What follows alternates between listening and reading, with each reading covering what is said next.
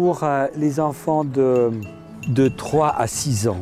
Notre idée, c'est de les laisser beaucoup jouer, de surtout organiser des activités pratiques et artistiques avec eux.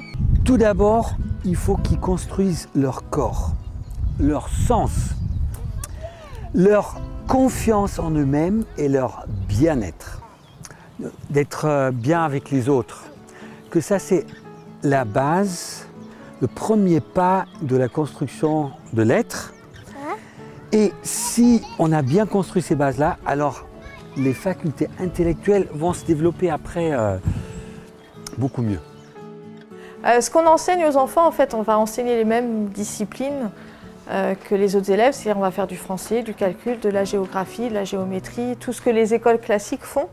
Par contre, notre manière de l'enseigner va être tout à fait différente. On va fonctionner, on va raconter beaucoup d'histoires ici, on fait beaucoup de dessins également.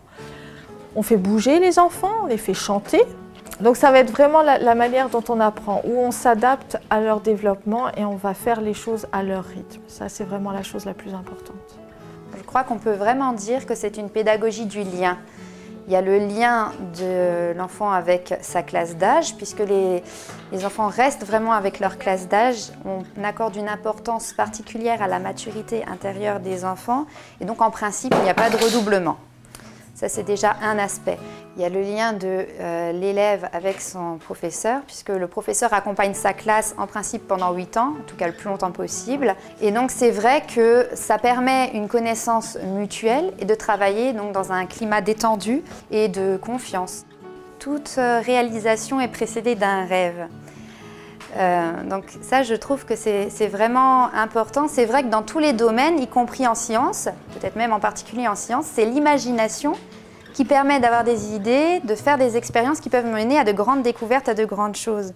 Donc ça me semble vraiment important de laisser aux enfants du temps, dont on manque cruellement aujourd'hui, et leur permettre de développer leur créativité. On essaye de s'adresser vraiment à l'enfant en entier, parce qu'on a coutume de dire que c'est l'enfant tout entier qui va à l'école et pas seulement sa tête.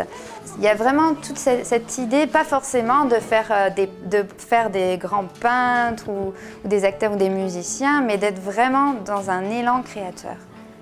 Pour moi, le professeur, c'est en quelque sorte un interprète du monde. On va s'adresser différemment à eux en fonction de l'âge, mais c'est quelque part leur traduire le monde en images afin qu'ils aient vraiment envie de s'y lier et petit à petit de s'y engager. Ça, c'est vraiment un aspect qui me semble essentiel pour notre pédagogie. C'est important socialement qu'on travaille pour en faire des adultes épanouis, pour en faire des adultes qui sont à l'écoute les uns et des autres, et pas en faire des individus avec une grande individualité, mais pour qu'ils comprennent qu'ils sont un parmi une collectivité. Alors c'est une école qui est entièrement autogérée et autofinancée. Ici on ne consomme pas de l'école ou c'est pas un service, on y prend part.